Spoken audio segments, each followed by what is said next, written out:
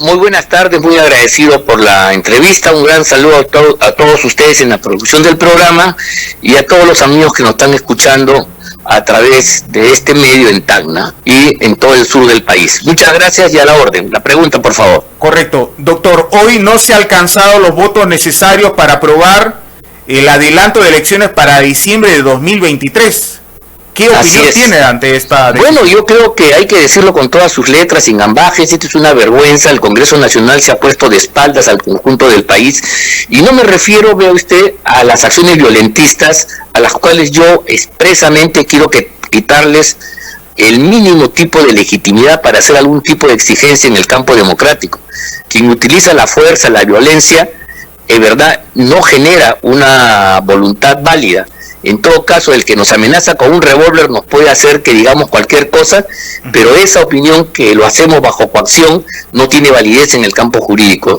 Yo quiero ponerme por encima de estos actos luctuosos que ustedes lo conocen mejor que yo y decir que la ciudadanía entera esperaba, no de ahora, sino de tiempo atrás, una medida que pueda renovar la vida política del país, porque es más o menos evidente que por distintas razones el proceso político que se inició con la asunción del mandato del señor Castillo está viciado, está ennegrecido, está descompuesto por la corrupción y la ineficacia, y este desencanto también compromete al Congreso de la República.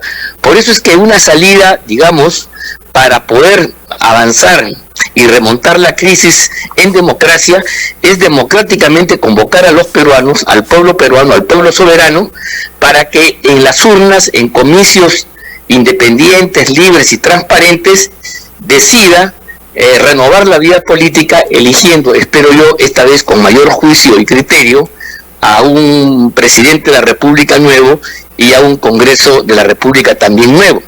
Eso es lo que esperábamos todos, y esa es una forma de ir enderezando la nave del Estado que está hoy día extraviada y darle un norte, ¿se da cuenta?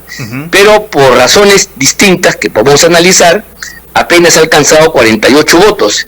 Esto quiere decir que la mayoría de los señores congresistas quieren quedarse atornillados en una aventura absolutamente loca y suicida que no tiene fundamento en la realidad, es de permanecer como si nada hubiera pasado hasta julio del año 2026. Esa pretensión que compartió con la señora presidenta de la República ahora, que cuando juró el 7 de diciembre en la tarde, lo hizo hasta el año 2026, en consonancia con muchos congresistas. Entonces aquí hay un grupo de gente en el Ejecutivo y en el Parlamento que no quiere entender que su mandato está viciado, está descompuesto, hoy ensangrentado incluso, y por lo tanto, para poder resolver esta crisis, tendrían que dar un paso al costado y llamar al pueblo para que en elecciones procedan a elegir nuevas autoridades. Y eso es lo que el día de hoy no ha sucedido en el Congreso, y el Congreso desprestigiado, que ya tenía un rechazo masivo, yo creo que el día de hoy debe haber descendido hasta niveles del submundo, del subsuelo. Correcto. Ahora, si bien en estos días hemos tenido una variedad de voces que exigían muchos temas, libertad, Pedro Castillo, Asamblea Constituyente, cierre del Congreso, renuncia de la Presidenta de la República, pero todo al final al cabo ha coincidido en que se debe adelantar las elecciones, y creo que ese fue ya el criterio unificado en su gran mayoría. Así es. Se esperaba de que eso se pueda dar hoy. Así es, esa era la esperanza. Por lo menos tendríamos una ruta, meses más, meses menos, eso es otro debate que podemos también darlo, pero ya teníamos una ruta firme de que esta pesadilla no va a durar indefinidamente o hasta el año 2026, sino que tendría una fecha límite de terminación, una luz al final del túnel. Pero el Congreso, con esta votación negativa, le ha negado al Perú entero esta posibilidad, y entonces quedamos en un punto muerto de zozobra, donde ya no sabemos si el Parlamento está dispuesto realmente a dar este paso generoso y de compromiso con el país entero.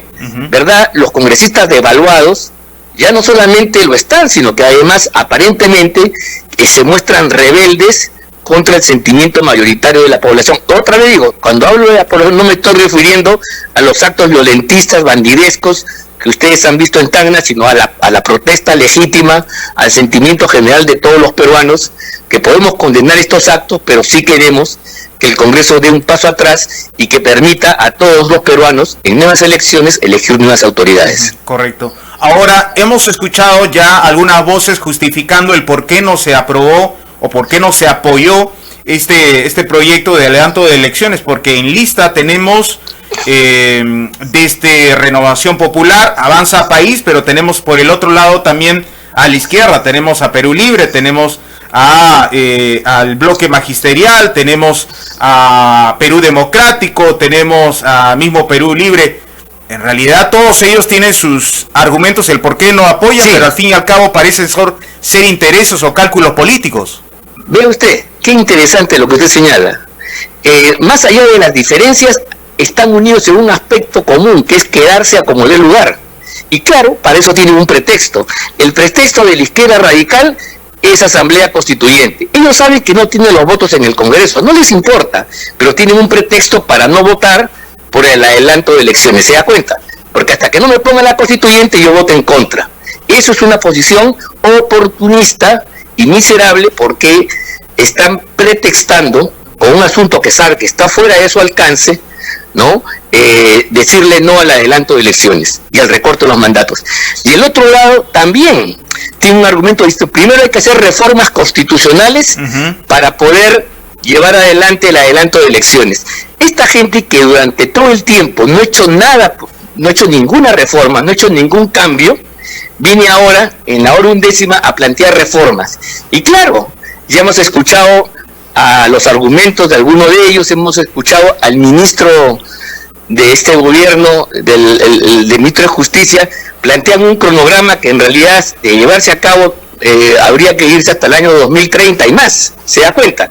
Entonces no podemos aceptar los peruanos que la reforma se convierta en un pretexto para esconder la verdad, que es quedarse en el poder. Esta gente descalificada, mafiosa, infiltrada, los llamados niños, que son tan responsables como Castillo de la desgracia nacional, no tiene ya derecho a hacer ninguna reforma importante. La única reforma es cambiar la Constitución para adelantar los mandatos, ¿no? Y adelantar elecciones. Y esa, que es la principal, no la quieren hacer. ¿Se da cuenta? Todo lo demás es truco. Entonces, tanto la izquierda radical como partidos como Renovación Popular y Avanza País han votado mayoritariamente en contra del adelanto de elecciones, con argumentos distintos, pero en el fondo coinciden, se dan la mano. Entonces, mientras aparece ante la televisión que se están peleando, por debajo en la trastienda se están abrazando, felicitando, porque han alcanzado su objetivo de no adelantar las elecciones y quedarse ambos medrando del presupuesto público en un puesto que hoy les queda absolutamente grande, porque se han puesto de espaldas a todo el país. Correcto. Ahora, este resultado que hemos visto hoy alimenta el discurso radical, el discurso que busca incendiar el país, señalando de que, bueno, hay razones como para cerrar el Congreso, para, si es posible, quemar el Congreso. Bueno, claro que sí, por supuesto, se le está dando a la razón, y aquí resulta entonces que, mire, la propuesta de la presidenta también era una propuesta con reformas que nos mandaba el año 24, entonces no es tampoco seria, con lo cual tampoco hay interés de ponerse a un... No hay generosidad para renuncia, ¿se da cuenta?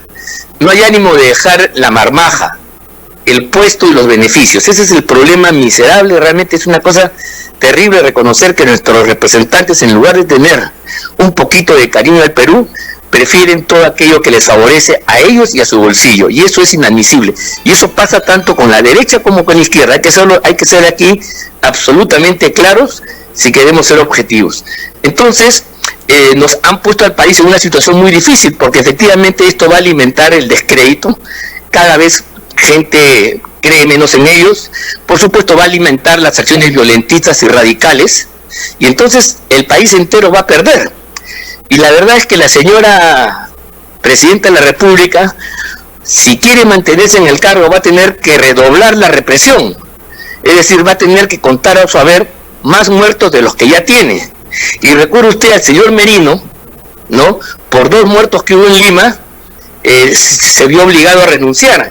En cambio, la tosudez de esta nueva gente, que se reclama de la izquierda, 20 muertos parece que no son suficientes. Habrá que preguntarles, no sé, cuál es su cuota de muertos para recién entrar en sensatez y dar un paso al costado. Correcto, es muy cierto. En realidad es triste ver y poner en la balanza la cantidad de muertos, porque son seres que justamente han dejado en la orfandad muchas familias, pero es muy cierto lo que usted acaba de señalar. Hasta el momento no hay ni un solo ministro que haya puesto su cargo a disposición. No, sí hay dos en verdad. Hablaba de los directamente responsables, como el ministro del Interior y de Justicia, Defensa.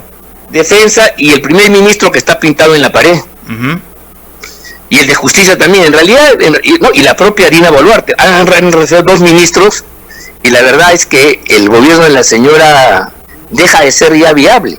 Entonces lo que tendría que hacer, vea usted, es renunciar si tiene algún tipo de sangre en la cara, o sea, seguir el camino de Manuel Merino, que renunció para que no se produjeran más víctimas, ¿no?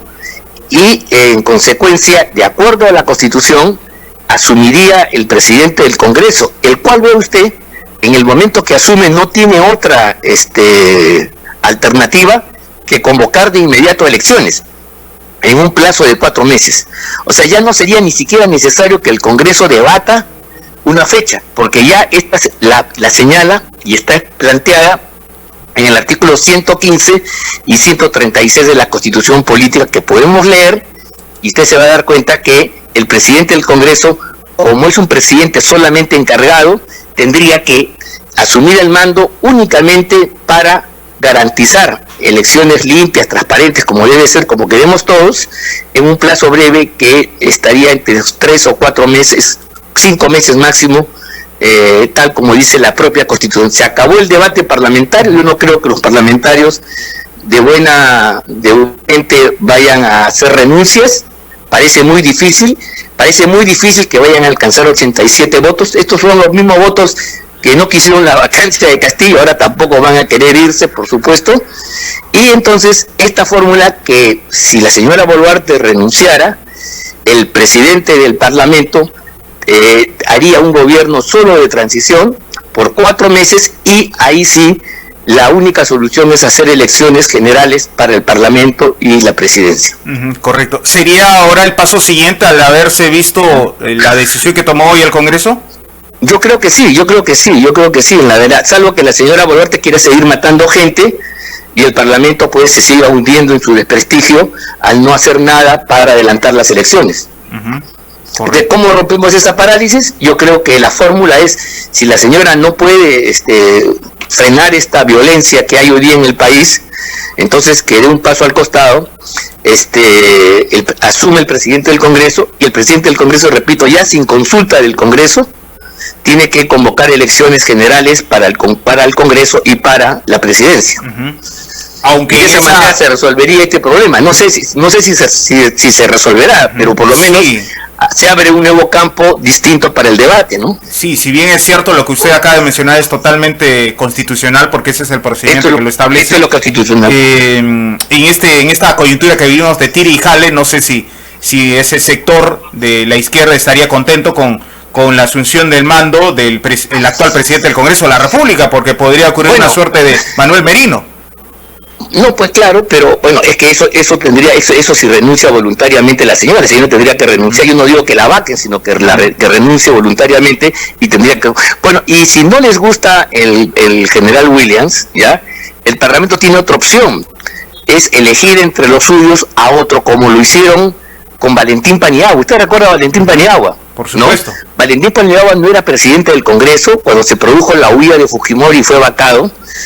Y entonces creo que la presidenta era la doctora Marta Hildebrand. Entonces ella fue cesada en el cargo de presidente, y el Congreso eligió un nuevo presidente especialmente para que asuma y fue el doctor Valentín Paniagua, que gobernó 7, 8 meses, hizo elecciones como usted corresponde.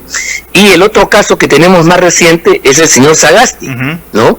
A la renuncia de Merino, asumió transitoriamente hasta que se dieron las elecciones. Entonces, ese es el camino que quedaría. Bueno, espero que ya la gente eso le contente, ¿no? Porque si no, ¿dónde estamos? Pero esa sería una salida realmente constitucional, exactamente de acuerdo a las reglas de lo que dice la Constitución para poder salir de esta crisis. Tendríamos un nuevo presidente que espero yo que logre pacificar el país democráticamente hablando y hacer unas elecciones impecables para que de aquí a 4 meses, estamos hablando en abril, por ejemplo, del año 2023, ¿no? A fines, haya elecciones y entonces tengamos pues en los próximos meses ya un nuevo Congreso y un nuevo presidente de la República, ¿no? Correcto.